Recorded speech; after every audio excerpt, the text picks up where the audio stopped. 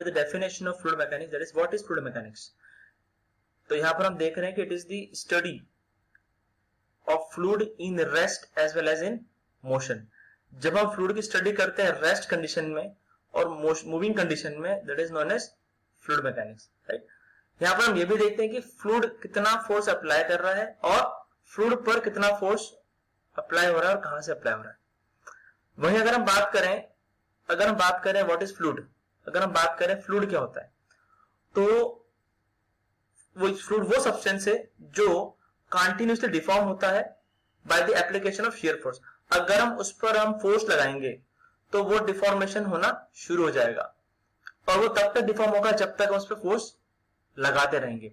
हमने फोर्स लगाना बंद किया, डिफॉर्मेशन होना रुक जाएगा।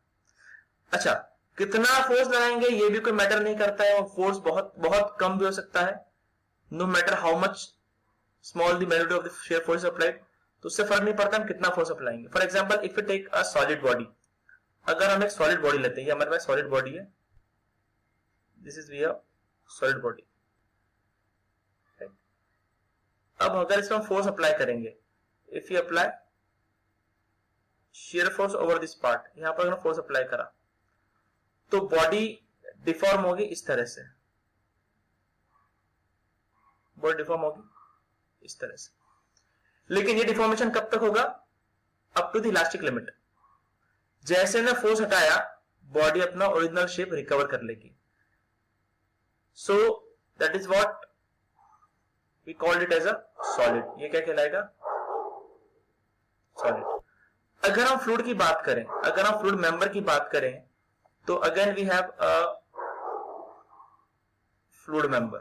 ये हमारे पास फ्लूइड मेंबर है, ये फ्लूइड फ्लो कर रहा है, ये फ्लूइड सरफेस पे फ्लो कर रहा है, like this, flowing like this, right.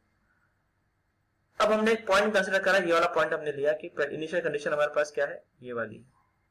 Initially we are in this condition, this position, this point.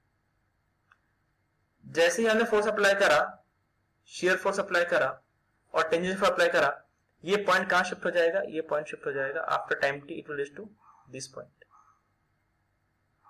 As time passes again this point reach to this position.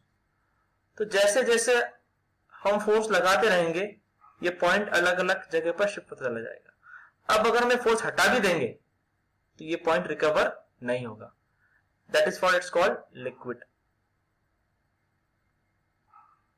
Liquid अब बोलेंगे फ्लूइड, राइट। अब यहां पर हम देख रहे हैं कि फ्लूइड भी दो तरीके के होते हैं। We have fluid of two types. Fluid दो हमारे पास है। अगर हम फ्लूइड की बात करें तो फ्लूइड दो तरीके हमारे पास है। कौन कौन से साहब? एक है लिक्विड और एक है गैस। लिक्विड और गैस, दो कैटेगरी फ्लूइड हमारे पास अवेलेबल है। अब जब भी हम इन दोनों में से किसी का भी एनालिसिस करना शुरू करते हैं तो सबसे पहले हमें एक इंपॉर्टेंट प्रॉपर्टी को समझना रहेगा। वो प्रॉपर्टी होती है fluid continuum. Fluid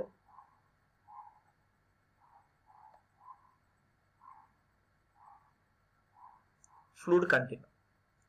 fluid continuum का मतलब क्या होता है? It is a continuous medium. Continuous medium.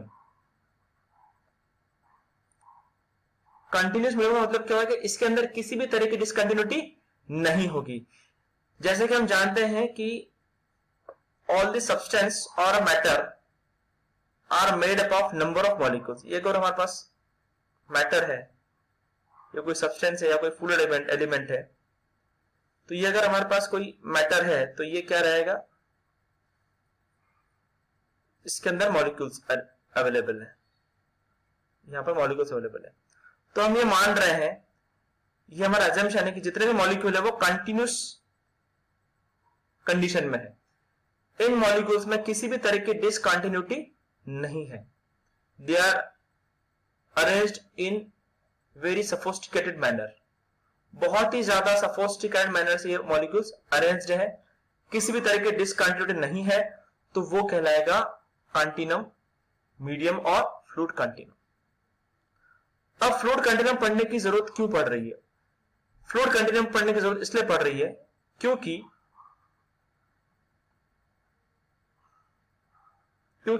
We want to calculate the और we want to find the various properties. जब भी हम फ्लूइड की प्रॉपर्टी कैलकुलेट करना चाहते हैं तो we have to consider it is a continuum condition. So to find various fluid properties, we have to assume that fluid is continuum। चलिए example हम समझते हैं कि फ्लूइड कंटिन्यूम का कंसेप्ट कैसे काम करेगा और हम कैसे प्रॉपर्टी को कैलकुलेट कर पाएंगे।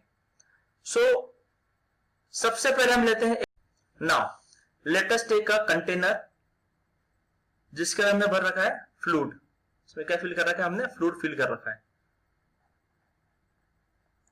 और हम चाहते हैं कि इसके सेंटर पे डेंसिटी कितनी होगी। तो हम यहां पे कैलकुलेट क्या करना चाह रहे हैं? डेंसिटी। तो हम चाहते हैं कि इसके सेंटर पे डेंसिटी कितनी होगी ये हमें निकालना है। तो हम ले लेंगे फ्लूइड और उसका मास होगा उसका 1 kg और इस फ्लूइड का वॉल्यूम होगा 1 मीटर क्यूब। तो डेंसिटी कैलकुलेट करना है, उसके पहले हम क्या करेंगे? इस फ्लूइड के कंटेनर को स्मॉल स्मॉल पार्ट्स में डिवाइड कर देंगे। ये मेरा पहला पार्ट, ये हमारा दूसरा पार्ट,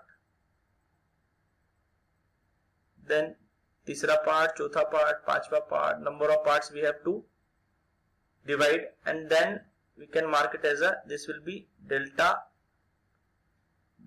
वी एन। हमने स्टार्ट कहां से करा था? डेल्टा V1 से, डेल्टा V2 और ये हम पार्ट करते करते कहां पहुंच जाएंगे? डेल्टा Vn तक। ठीक है, तो हम ये चाहते हैं कि सेंटर पे डेंसिटी कितनी होगी। अब जब सेंटर पे हम ऑब्जर्व करेंगे तो हमें ये पता चलेगा कि इस पॉइंट पे हम फोकस कर रहे हैं, तो हमें यह पता चलेगा कि पहली कंडीशन, इस पॉइंट पे there is no molecule,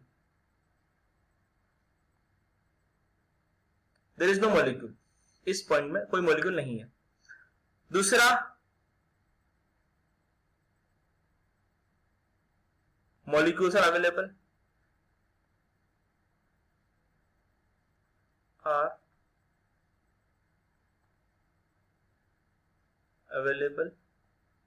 at the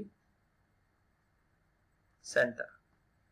सो या तो मॉलिक्यूल नहीं मिलेंगे या मॉलिक्यूल हमें मिलेंगे। तो अब यहां पर डेंसिटी को बताना बहुत ज्यादा अनसर्टेन होगा हमारे लिए।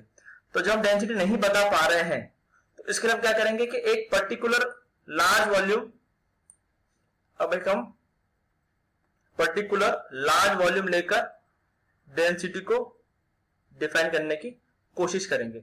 लेकिन जब हमने ऑब्जर्व किया कि हमने एक लार्ज वॉल्यूम लिया और वहां हम डेंसिटी को डिफाइन करने की कोशिश कर रहे हैं, तो वहां हमने क्या देखा कि लार्ज वॉल्यूम होने की वजह से हर जगह पर अलग अलग डेंसिटी है। यहां पर अलग मिलेगी हमको, यहां पर मॉलिक्यूल की अवेलेबिलिटी अलग मिलेगी, यहां पर मॉलिक्यूल की अवेलेबिलिटी अलग मिलेगी। तो हमने बड़ा वॉल्यूम भी लिया, तो हमने बड़े वॉल्यूम में क्या देखा? यहां पर भी डेंसिटी अलग अलग पॉइंट पर वेरी कर रही है। तो अब हमने इन सारी चीजों को लेकर एक ग्राफ प्लॉट किया और वहां से हमने कुछ ऑब्जर्वेशन बाहर निकाले। वो ग्राफ हमने कुछ ऐसे प्लॉट किया, this is volume and this is density. तो हमने जब ग्राफ प्लॉट किया तो हमने ऑब्जर्व किया कि जब वॉल्यूम V1 था हमारे पास तो डेंसिटी के अंदर काफी वेरिएशन थे, फिर V2 था, फिर वेरिएशन थे, फिर V3 था, फिर वेरिएशन थे, V4 था, फिर वेरिएशन थे। और वेरिएशन आते आते ऐसा हुआ कि एक पॉइंट पे आकर डेंसिटी कैसी हो गई? कांस्टेंट हो गई और फिर वो बढ़ने लगी। तो अब यहां से हम ये ऑब्जर्व कर सकते हैं कि this is the point, that is this is the delta V0 point, जहां पर हमको क्या मिल गई, continuum. This is the region where we got the continuum.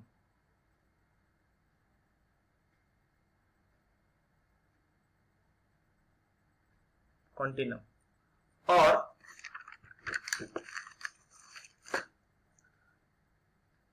और यहां पर ऑब्जर्व करें तो here we have non continuum condition.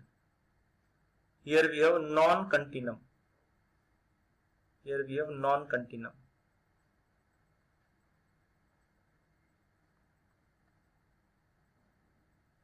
Non continuum condition, and from this point we are having non uniform condition.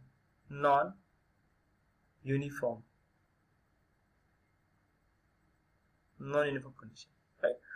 तो अब यहां पर हमने ये देखा कि ये जो रीजन है, ये वाला जो रीजन है, ये रीजन, ये वो वॉल्यूम है जहां पर डेंसिटी कैसी हो गई, कांस्टेंट हो गई. तो ना हम बहुत स्मॉल वॉल्यूम लेंगे डेंसिटी निकालने के लिए, ना हम बहुत ज्यादा बड़ा वॉल्यूम लेंगे, हम एक ऑप्टिमम वॉल्यूम लेंगे. और वो वॉल्यूम क्या निकल के आया, वो वॉल्यूम निकल के आया कितना, 1 metre cube, right. So this is all about